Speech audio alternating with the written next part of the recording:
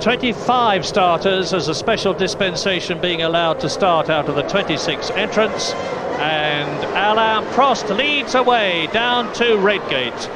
The conditions are now good enough for us to use the helicopter and let you look down at the circuit as Prost goes into Redgate. Now he goes to what used to be called Hollywood because it used to be solid trees in those days, no longer, and the viewing is incomparably better, of course, through the Craner curves. Enormously spectacular. I hope it brightens up later so that we can see them all the way through to the old hairpin, now up to the second fastest part of the course underneath, alongside Starkey's Bridge. They're doing about 170 miles an hour here in race conditions, up to McLean's, the right-hander, which is a 90-mile-an-hour corner, climbing up to the blind brow, which goes into Coppice, which they're approaching now.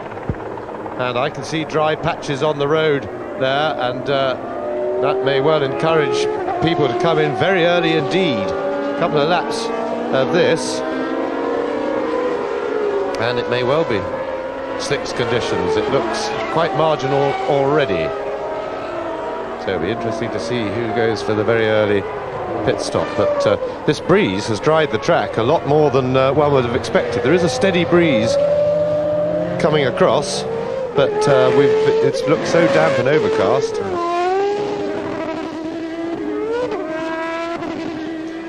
Now there will be a lot of brain work churning around in those cockpits now.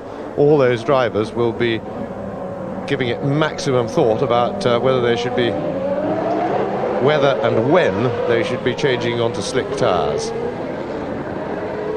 Rounding the Melbourne hairpin, that's the penultimate corner on the track. There is Alain Prost leading the field. He'll slow it right down now, letting the field bunch up behind him so that he doesn't have to sit too long in gear at the front of the grid. He had a little practice start there, so did Damon. And JJ Leto has done the bright thing. He has put slicks on. He has taken the gamble. He is on slicks. He's in the pit lane.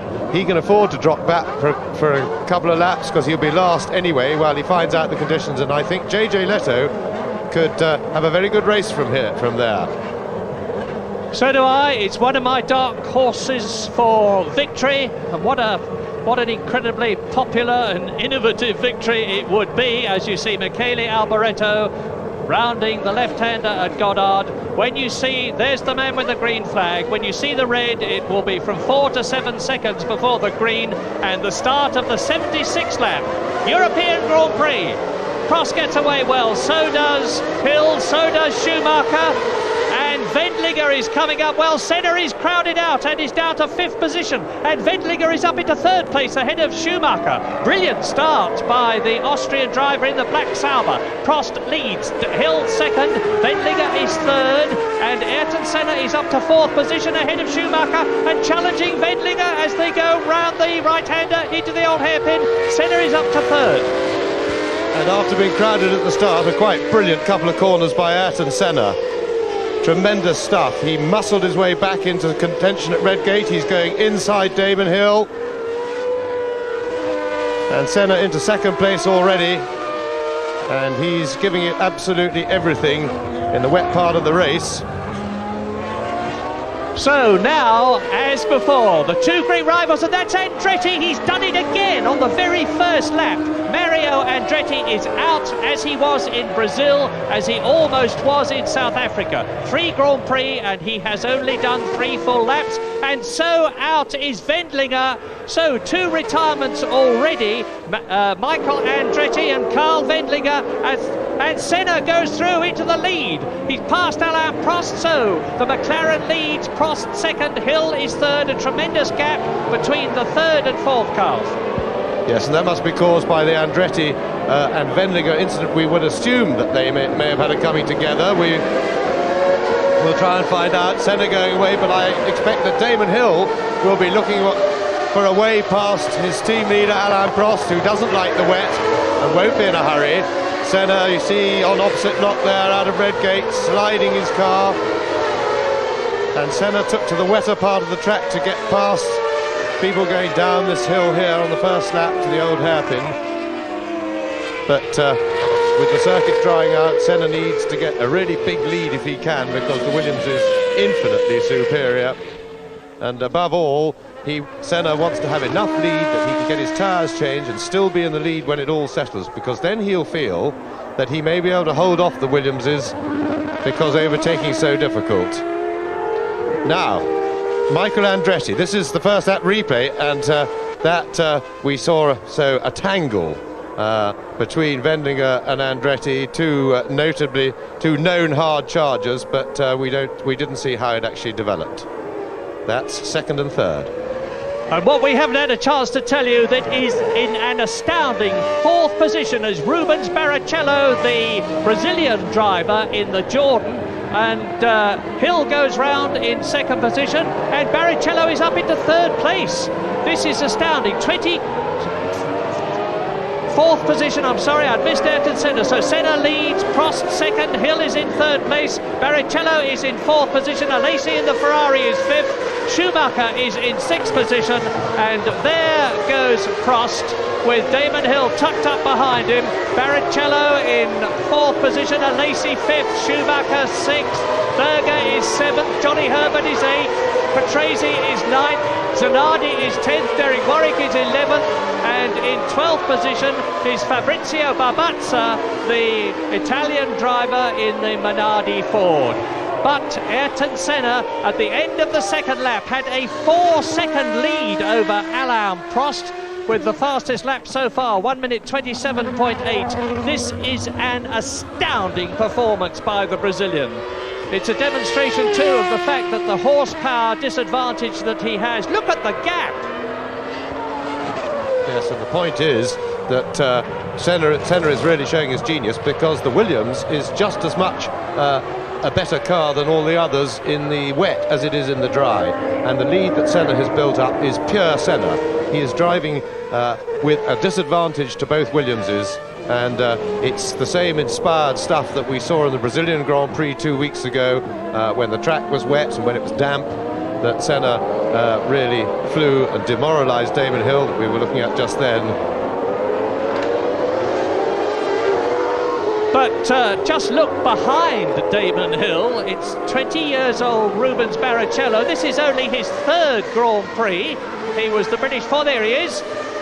The short, sturdy, very determined and extremely bright Brazilian, and he's ahead of Jean Alesi, he's ahead of Schumacher, there is Berger, there is Johnny Herbert, Riccardo Patrese down in 9th position, Zanardi is in 10th place, and Senna is now leading by nearly 7 seconds.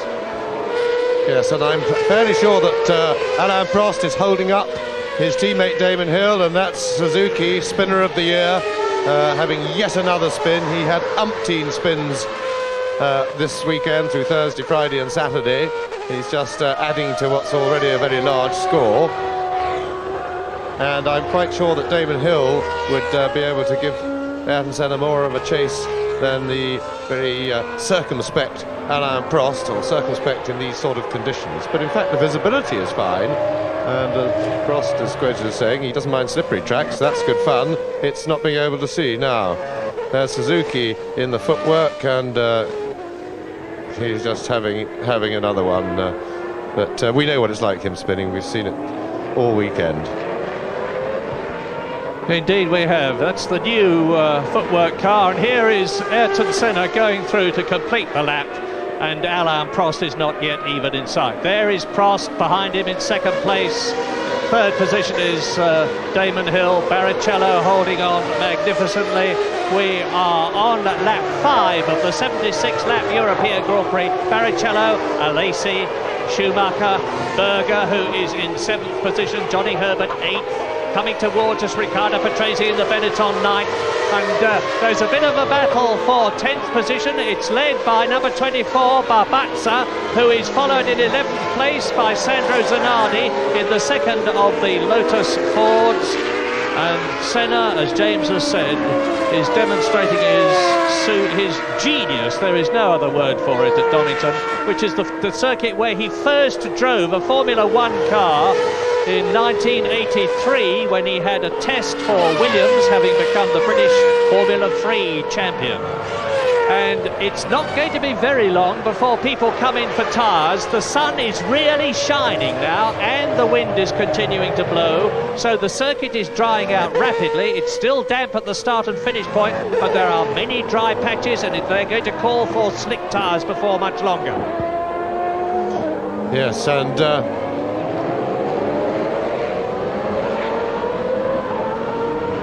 that's a shot from Damon Hills. And back to Ayrton Senna. Now Senna over the line. And the gap, 7 seconds, and Alain Prost is now holding Ayrton Senna. And Senna, for sure, will be thinking very, very hard about changing tyres. Probably not quite there yet. You can see the still spray coming off the tyres, and that may well... that means normally it's still a little bit too wet. This is where the surface does hold the water and take a long time to dry, as I said. But I'm sure the McLaren team will be watching JJ Leto very carefully indeed and monitoring his lap times. And the moment his lap times get within about 3 seconds of Senna's on wets, they think quite sure they'll have Senna in to change the dries, because it's going to be vital. The track is now dry enough for Senna's brilliance in the wet to be negated, and Prost is now using the benefits of the Williams to hold Senna, and this is on board with Ayrton Senna round the Melbourne hairpin and firing it away, and coming down to complete the lap. Didn't go to the pits that time, past the pit entrance.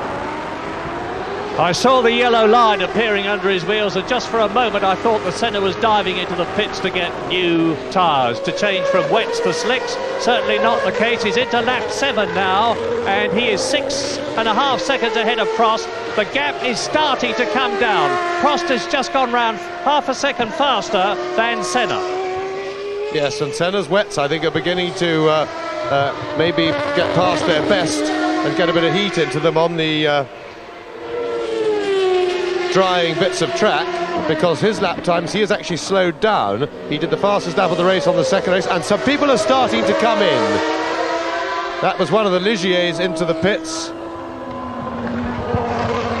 It was Martin Brundle on lap 7, and that's an intelligent move. He's come in early. It may still be a bit damp in parts when he goes out, but he'll be very aware of the situation. See the plumes of steam from his tyres with wheel spin as he sprints out, and Martin Brundle was well down the field, but he's going to start to improve now, as past Katayama to lap him goes Ayrton Senna at the hairpin. Is the Brazilian going to come in this time? Well, Katayama has changed onto slicks, and Ayrton Senna may have had a chance to look at Katayama's performance on slicks, because he came in as well as Brundle just a lap before. Brundle's exit from the pits was fairly combative, I thought, but he seemed to get on all right round Redgate.